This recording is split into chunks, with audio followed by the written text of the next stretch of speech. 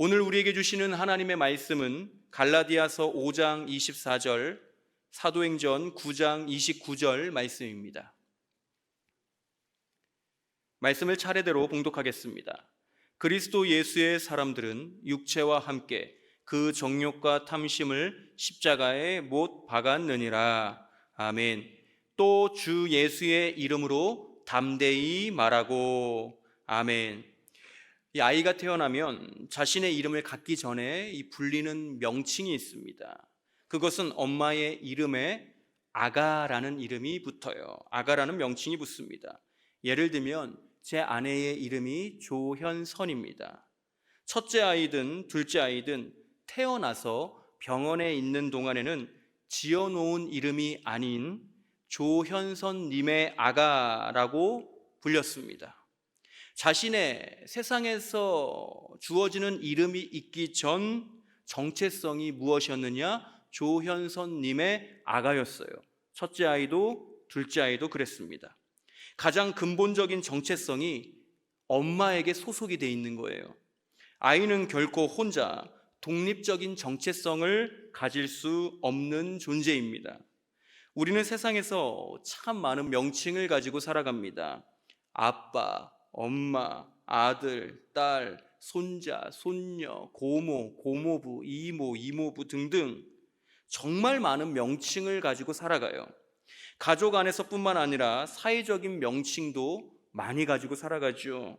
선생님, 학생, 사장님, 직원 등등 말입니다. 그리고 교회 안에서도 직분에 따라 여러 명칭을 가지고 살아갑니다. 집사, 권사, 전도사, 장로, 목사 등등 직분의 명칭을 가지고 살아가요. 세상에 우리가 태어나기 전부터 우리가 가지고 있는 근본적인 정체성이 우리 모두에게 있습니다. 그것은 한 아이의 근본적인 정체성이 누구 엄마의 아가이듯이 우리도 창조주 하나님의 아가라는 거예요. 이 세상에서 주어진 명칭 말고 근본적인, 본질적인 우리의 존재가 무엇이냐면 창조주 하나님의 아가라고 하는 겁니다. 즉 우리의 근본적인 정체성은 하나님의 자녀라고 하는 정체성이에요. 이것을 바울사도는 갈라디아에서 그리스도 예수의 사람이라고 정확하게 말을 합니다. 엄마로부터 근본적인 정체성을 이어받은 아가는 그렇게 엄마와 떨어져서 생각을 할 수가 없습니다. 심지어는 엄마가 육신의 호흡을 다해서 육신적인 이별을 한다고 해도 엄마에게서 자신이 나왔다고 하는 이 절대적인 진리는 변하지를 않아요. 이것이 가장 근본적인 정체성입니다. 엄마의 아가라고 하는 정체성 말입니다. 우리에게도 절대 변하지 않는 정체성이 있습니다. 근본적인, 본질적인 정체성이 있어요. 그 정체성이 무엇이냐? 하나님의 자녀라고 하는 정체성이에요. 그리고 예수님을 믿고 영접하여 이 성령을 받은 후 잃어버렸던 정체성을 찾게 되는데 그것이 바로 그리스도 예수의 사람들이라고 하는 정체성입니다. 이러한 자신의 정체성을 분명히 깨달은 사람, 자신을 세상에 있게 한 엄마가 누구인지를 정확하게 아는 아가, 자녀는 그렇기 때문에 자기 마음대로 살지를 않습니다. 엄마 말씀을 잘 들어요. 엄마가 자기를 낳았고 자기를 기르고 자기를 어떠한 상황에서도 사랑하는 줄을 알고 믿기 때문에 그렇습니다. 자신이 하나님의 자녀이며 그리스도 예수의 사람이라는 것을 깨닫고 자신의 인생과 영혼의 정체성을 분명하게 잘 아는 사람은 자기 마음대로 그렇기 때문에 살지를 못합니다. 하나님의 말씀을 잘 듣고 자라요. 하나님이 나를 창조하셨고 길러주시고 어떠한 상황에서도 사랑하신다는 것을 알고 믿기 때문에 자기의 멋대로 자기 마음대로 살지를 않습니다. 혹여나 마음대로 살다가 비뚤어진 상황에서도 그 사랑을 깨닫고 돌아오게 되어 있어요. 이렇게 자기 정체성을 깨닫고 오늘을 살아가는 것이 우리에게 몹시 중요합니다. 우리는 하나님의 자녀이며 그리스도 예수의 사람들이에요. 오늘은 이러한 그리스도 예수의 사람들은 어떠한 사람들이냐? 예수의 이름으로 담대히 말하며 살아가는 사람들이라는 말씀을 나눕니다. 사람은 무엇인가를 믿을 때 용기를 내게 되어 있습니다. 아무 때나 용기를 내지 않아요. 무엇인가를 믿을 때, 굳센 신념이 있을 때, 그리고 믿을 만한 사람이 뒷배경으로 있을 때 용기를 냅니다. 가장 작게는 나 자신을 믿을 때죠. 혹은 어떤 힘과 권력을 가진 자를 믿을 때, 또 무엇인가를 말하고 행동할 수 있는 용기를 내게 되어 있습니다. 믿음이 없으면 용기를 못 내요. 내가 용기를 내어 어떤 말을 하고 행동한다는 것 자체가 믿음이 없으면 절대 나타낼 수 없는 것이라는 것이죠. 작게는 나를 믿으면서 용기를 낼 수 있고요, 넓게는 어떠한 보이는 힘 있는 사람이나 보이지 않는 절대자를 믿으며 용기를 낼 수 있다는 겁니다. 즉, 이 믿음과 용기는 무조건 한 쌍으로 드러납니다. 믿음이 있기에 용기를 낼 수 있다는 거예요. 출애굽하여 광야 생활을 40년 한 이스라엘 백성들의 지도자였던 모세가 죽습니다. 가나안 땅 입성을 앞두고 죽어요. 이스라엘의 역사이자 상징과도 같던 모세가 죽었습니다. 이제 다음 지도자가 누가 될지가 이스라엘 백성들 안에서 300만 명의 사람들 안에서 초미의 관심사였습니다. 왜냐하면 모세를 이은 지도자는 약속의 땅인 가나안 땅에 실제적으로 들어가야 하는 백성들을 이끌어야 했고, 가나안 땅에 있는 여러 원주민들과 전쟁을 이끌어야 했던 지도자였기 때문에 그렇습니다. 또 가나안 땅에 들어가면 지파별로 땅을 분배해야 하는 사명을 맡기도 했어요. 정말 중요한 일들이 모세를 이은 후임 지도자를 기다리고 있었습니다. 장밋빛 미래가 펼쳐진 게 아니었어요.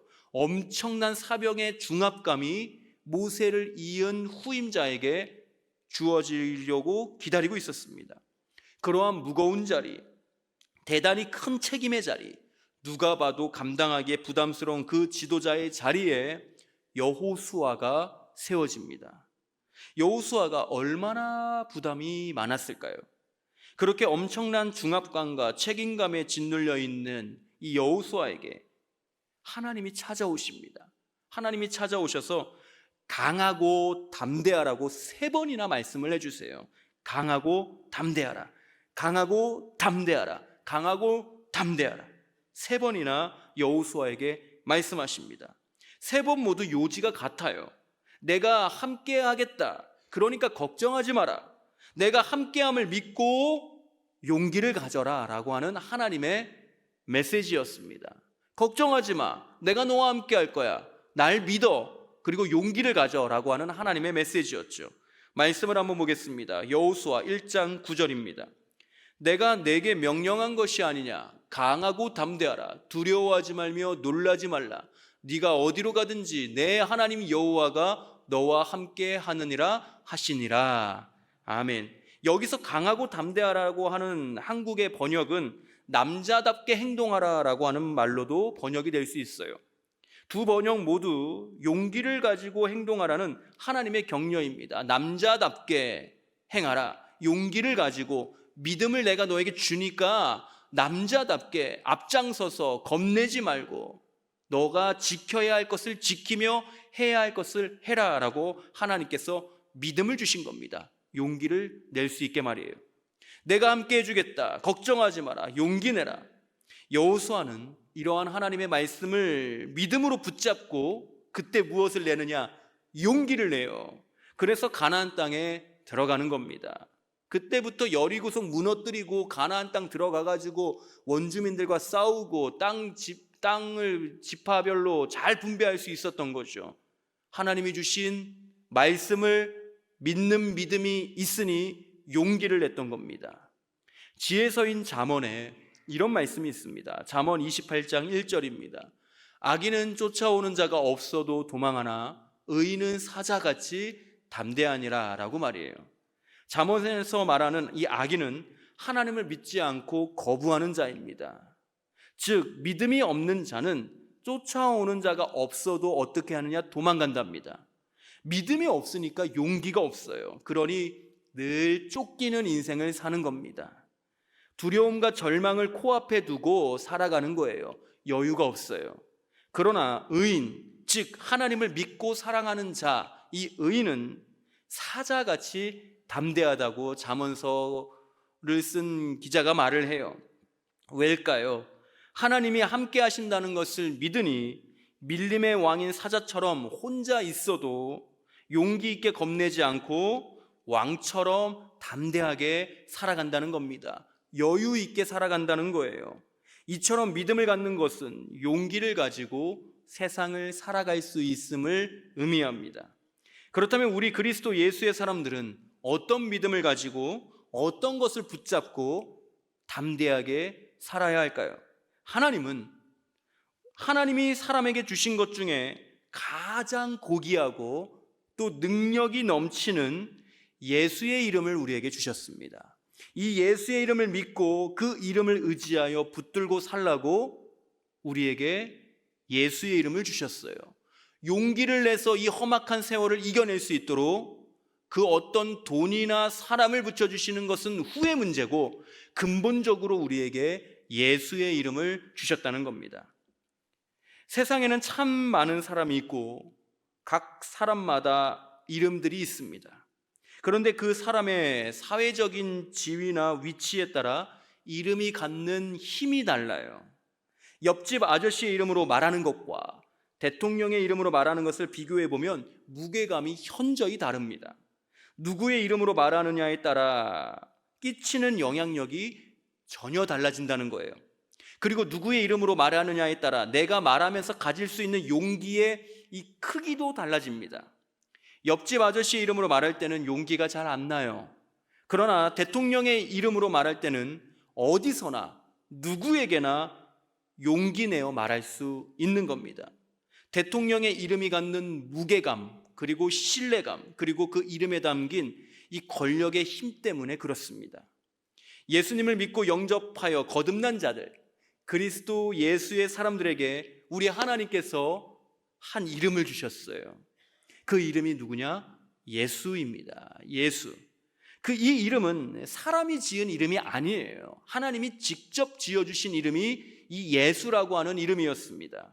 마태복음 1장 21절 말씀 보면 이렇게 기록합니다. 아들을 낳으리니 이름을 예수라 하라. 이는 그가 자기 백성을 그들의 죄에서 구원할 자이심이라 하니라. 아들을 낳으리니 이름을 예수라 하라. 아들을 낳으리니 이름을 예수라 하라. 하나님이 직접 지어주신 이름입니다. 하나님이 지으신 이름, 예수의 이름은 자기 백성을 그들의 죄에서 구원할 자라는 뜻이에요. 즉 예수의 이름은 어떤 이름이냐? 구원의 이름이라는 겁니다. 구원의 이름이자 우리 사람들과 세상을 구원할 능력의 하나님의 사랑이 담긴 이름이 예수입니다. 구원과 능력의 이름이 예수예요. 그냥 단순히 사람이 짓지 않았습니다.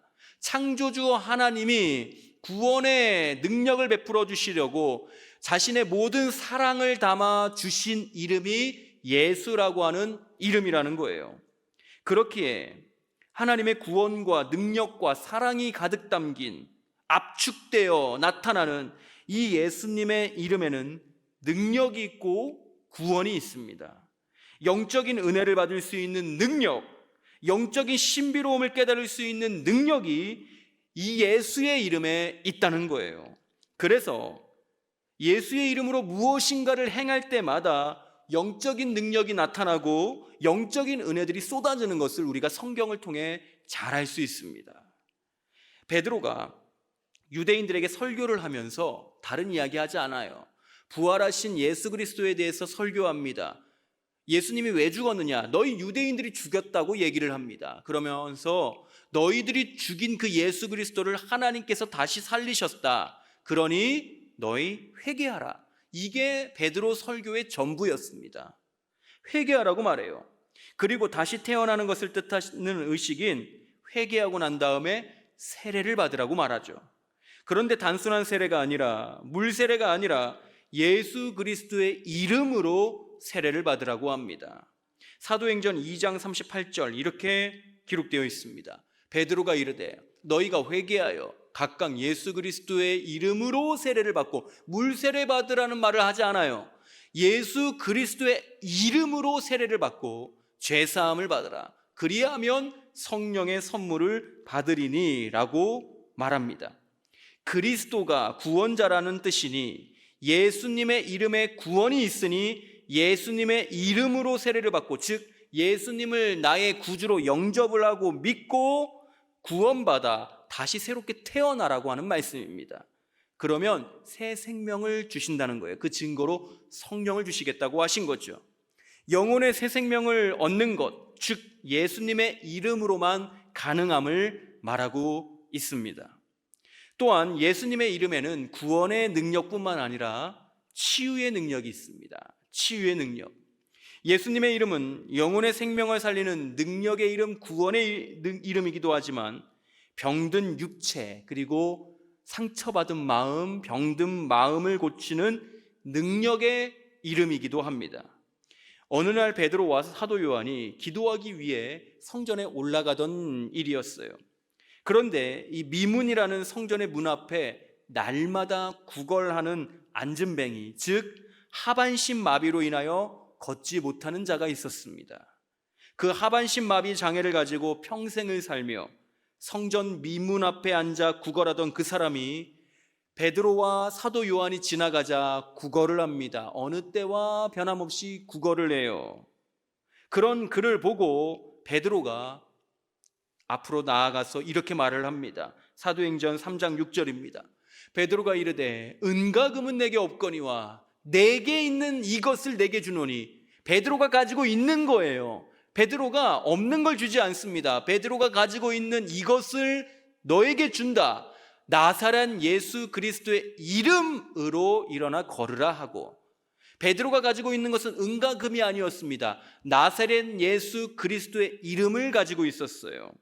베드로가 줄 돈은 없지만 내가 당신의 하반신 마비를 고쳐주겠습니다 라고 말하며 병을 단번에 고쳐주는데 의학으로 고치는 게 아니에요. 예수님의 이름으로 고쳤습니다. 그러자 그 병자가 당장 고침을 받고 일어나 뛰어 서서 걸으며 성전으로 들어갔습니다. 그 성전에 들어가서도 걷기도 하고 뛰기도 하며 하나님을 찬송해요. 이처럼 예수님의 이름에는 하나님의 능력이 있어서 치유의 능력으로 몸의 질병도 고쳐줍니다. 이렇게 예수님의 이름이 하나님의 능력, 즉 신적인 능력을 발휘하자 많은 사람들이 예수님의 이름을 그때부터 말하기 시작을 합니다. 그리고 예수님이 부활하신 것이 사실이라는 것을 믿는 사람들이 그때부터 급속도로 많아지기 시작한 거예요. 예수님의 이름이 능력을 발휘하자 부활하신 예수님을 믿는 사람들이 급속도로 많아졌어요. 예수님이 분명히 십자가에서 죽으셨는데 그 죽으신 분의 이름으로 능력이 나타날 일이 없다고 사람들이 생각했기 때문에 그래요. 분명히 이 나사렛에서 태어나신 예수 그리스도께서 부활하셨기 때문에 이 살아있는 예수의 이름으로 하는 모든 일에 능력이 나타난다고 믿는 사람들이 급속도로 많아진 겁니다. 그래서 대제사장들과 사두개인이 힘을 합쳐 복음을 전하고 예수의 이름으로 능력을 행하는 사도들을 그때부터 붙잡기를 시작합니다. 그리고 신문해요, 잡아둬요. 그리고 입에 재갈을 물립니다. 그 말을 하지 못하도록 말이에요. 그러면서 다른 건 다 해도 좋다, 그런데 이것만 하지 마라 라고 이 종교 권력자들이 사도들을 협박합니다. 그리고 애걸복걸해요. 성경을 보면 제발 다른 거 다 해도 된다, 근데 이 말만 하지 마라, 이것만 하지 마라 라고 말을 해요. 참 재미있는 장면인데요, 말씀을 한번 읽어드리겠습니다. 사도행전 5장 40절입니다.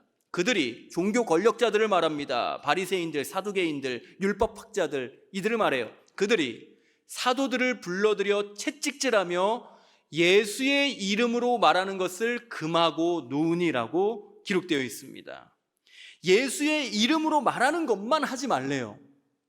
이 말을 한 것을 보면 우리는 알 수 있습니다. 대제사장들, 사두개인들도 바리새인들도 예수의 이름으로 하는 모든 일에 하나님의 능력이 실제로 나타났다는 것을 인정했다는 거예요. 바울이 에베소에서 전도를 하며 복음을 전할 때 일입니다.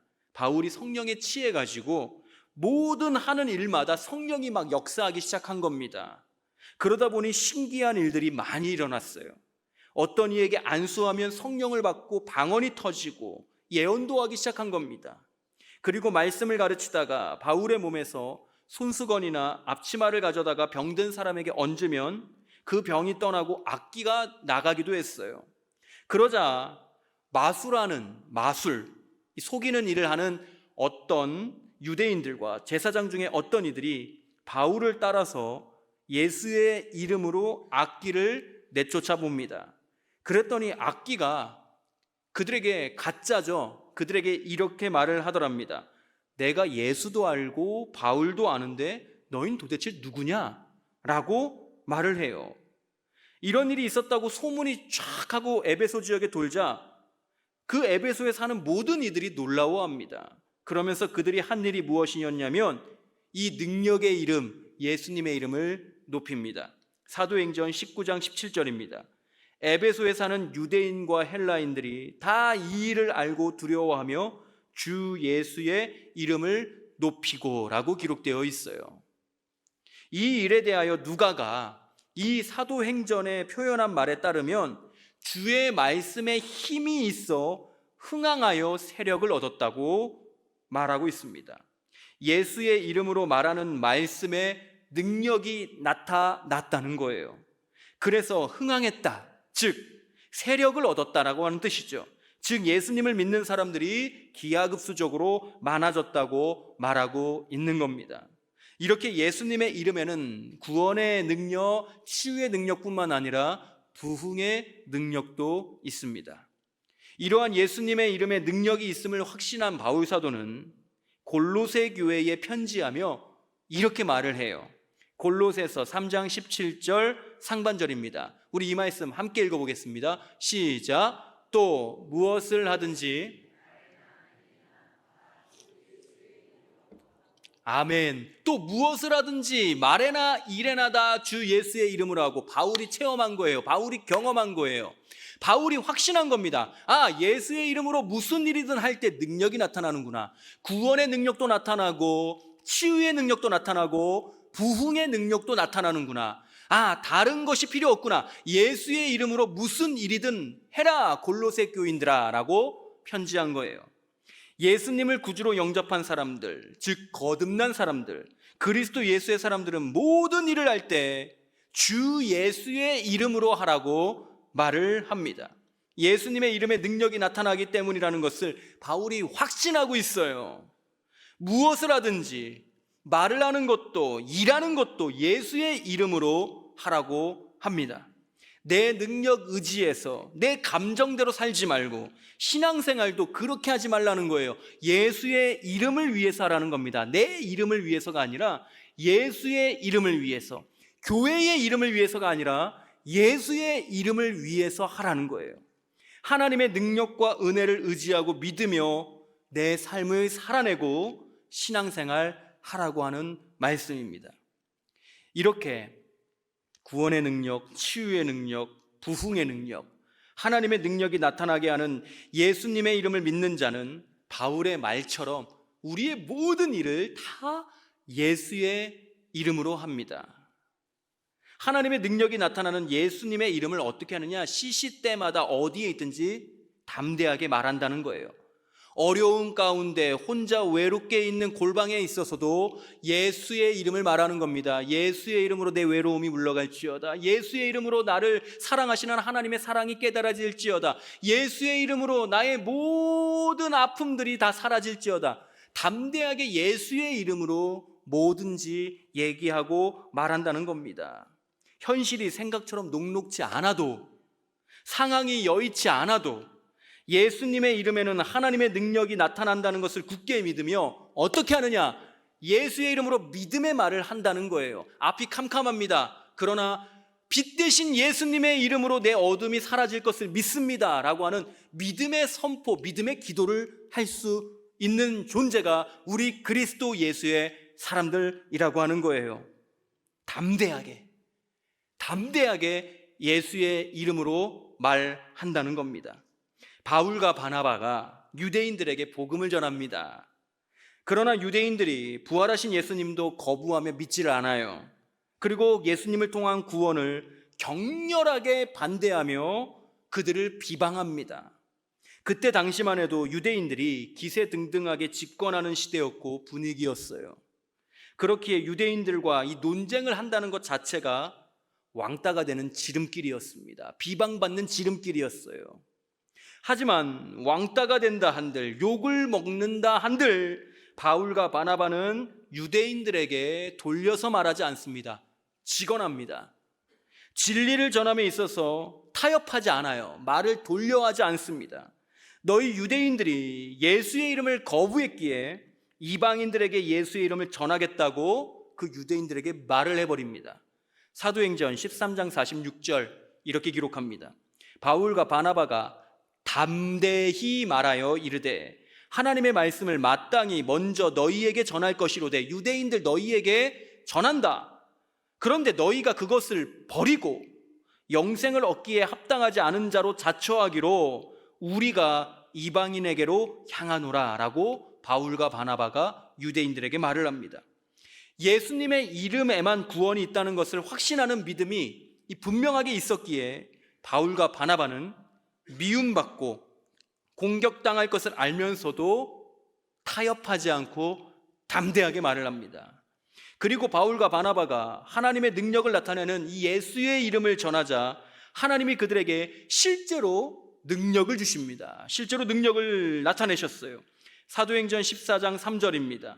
두 사도가 오래 있어 바울과 바나바를 의미합니다. 주를 힘입어 담대히 말하니, 또 담대히 말해요. 어느 때이든지 어떤 상황에서든지 어디에서든지 바울과 바나바는 예수의 이름을 믿는 믿음으로 용기를 내는 겁니다. 담대히 말하니 주께서 그들의 손으로 표적과 기사를 행하게 하여 주사 자기 은혜의 말씀을 증언하시니라고 기록하고 있습니다. 하나님이 하나님을 믿는 믿음을 힘입어 예수의 이름을 담대히 전하는 그들에게 표적과 기사를 행할 수 있는 능력을 주신 거예요. 하나님의 능력과 은혜가 믿음을 가지고 용기를 나타내며 예수의 이름을 전하는 바울과 바나바를 통해 나타났습니다. 바울이 이제 시간이 지나 본격적으로 핍박을 받을 때의 일입니다.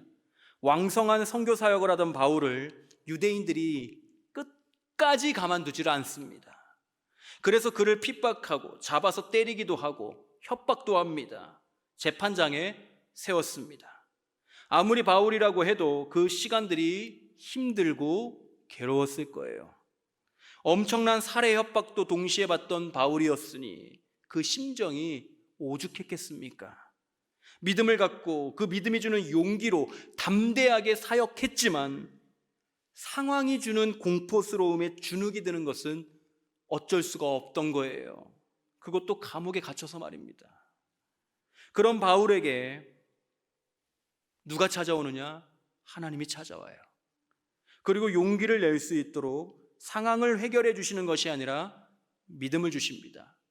주눅 들어있던, 중압감에 갇혀있던 여호수아에게 찾아오셨던 그 하나님이 오랜 시간이 지나 정말 공포스러운 상황 가운데에서 주눅이 들 것 같고 아프고 외롭고 고독하고 두려운 그 바울에게 찾아오십니다.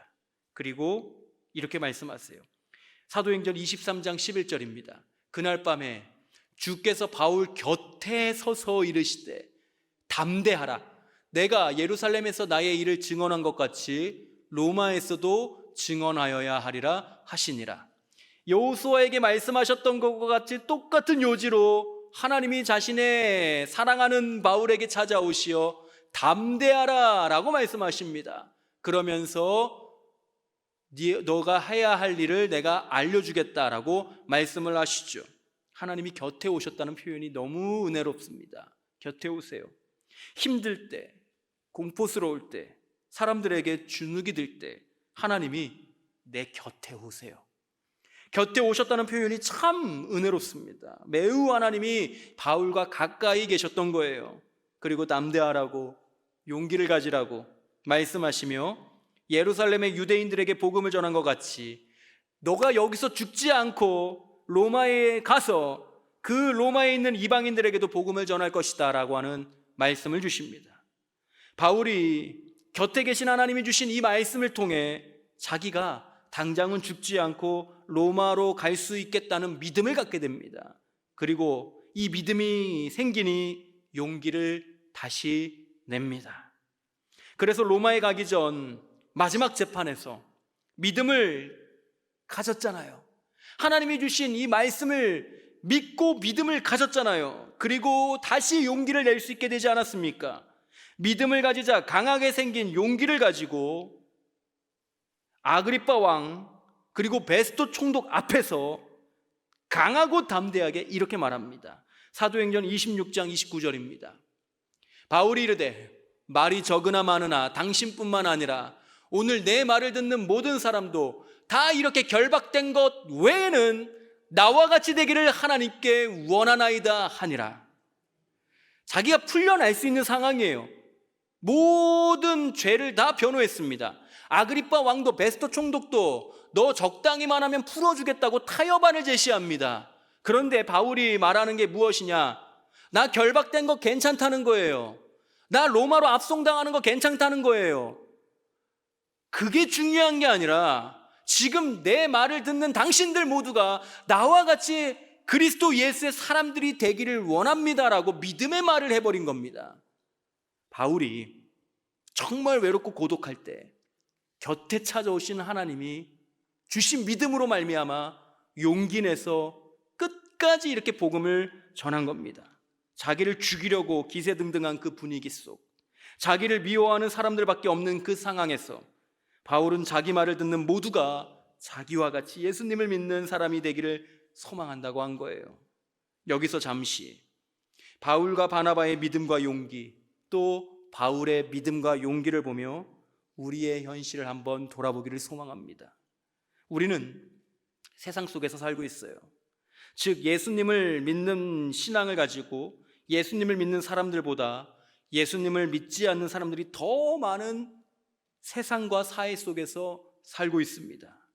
이런 세상과 사회 속에서 우리는 어떠한 신앙적인 자세로 살고 있습니까? 예수의 이름에 하나님의 능력이 나타난다는 분명한 믿음과 확신을 가지고 예수의 이름을 전하고 계신지요? 사실 예수님의 이름으로 산다는 것이 참 어렵습니다. 세상에서 예수님의 이름을 반기거나 예수님의 이름을 받아들이는 것을 매우 불편해하기 때문에 그래요. 점점 세상이 악해지고 예수님 다시 오실 때가 다 될수록 이 일은 더 심해집니다. 그럼에도 불구하고 그리스도 예수의 사람으로 살며 담대하게 예수의 이름을 전하고 믿음이 주는 용기로 나는 오늘 살고 있는지 질문을 한번 나에게 스스로 해볼 필요가 있습니다. 분명한 것은 믿음이 분명하게 있으면 용기도 분명하게 생깁니다. 상황이 여의치 않아도 내 곁에 하나님이 계신다는 것을 확실하게 믿으면 예수의 이름으로 담대하게 말할 수 있어요. 그리고 이 믿음이 분명하게 있으면 현실은 분명히 절망적이고 불가능한 것들 뿐이라고 단정이 되는 이 상황에서도 믿음의 말과 믿음의 행동을 할 수 있다는 겁니다. 이것이 믿음과 용기가 주는 우리 그리스도 예수의 사람들의 능력입니다. 다윗이 밧세바를 취하기 위해 자신의 충신이던 우리야 장군을 죽여버립니다. 이 일을 하나님이 보시고요, 다윗에게 직접 찾아가지 않아요. 다윗을 어릴 때부터 지금까지 충성심을 다해 섬기고 존경하고 사랑하는 나단 선지자에게 하나님이 찾아가십니다. 그리고 다윗에게 가서 다윗이 지은 추악한 죄를 나단 네가 알려줘라 라고 말씀하십니다. 하나님이 가라고는 하셨지만 나단이 다윗에게 가는 게 쉬웠을까요? 하나님의 좋은 말씀, 위로의 말, 축복의 말을 전하러 가는 것이 아닙니다. 이스라엘 통일 왕국의 왕, 절대 권력자 다윗의 죄를 고발하러 가는 거예요. 나단의 발걸음이 떨어지지 않습니다. 이 이야기를 하면 죽을 게 뻔했거든요. 하지만 나단은 자신이 사랑과 존경으로 섬기던 왕의 잘못을 의리로 덮어주질 않습니다. 하나님의 말씀을 받아 왕 앞으로 뚜벅뚜벅 걸어갑니다. 그리고 왕에게 이렇게 말을 해요. 사무엘하 12장 7절 상반절입니다. 나단이 다윗에게 이르되 당신이 그 사람이라. 당신이 그 양 한 마리를 뺏은 그 도둑질한 강도질한 사람이다. 당신이 우리야 장군을 죽이고 그의 아내 밧세바를 취한 그 더럽고 파렴치한 사람이다. 나단이 다윗에게 말을 합니다. 아무리 사랑하고 존경하는 사람이고 왕이라고 해도 하나님 앞에서 지은 추악한 죄를 고발하라고 하시는 것을 깨닫고 믿어 나단이 용기를 낸 거예요. 그리고 다윗에게 말하고 다윗이여 그 말을 듣고 회개합니다. 나단의 믿음과 용기를 가지고 담대하게 전한 그 말이 아니었다면 다윗의 죄는 해결되지 않았을 거예요. 이처럼 사람의 말보다 하나님의 말씀을 들을 때 믿음과 용기가 생겨요. 그리고 이러한 신앙적 자세는 적당한 타협이 아닌 하나님 일에 대한 잘못된 부분에 대해서 가감하게 말하고 지적할 수 있게 되는 거예요. 분별력이 생긴다는 말씀입니다. 이것을 비방하고 욕하는 사람들의 말에 흔들리지 않아요.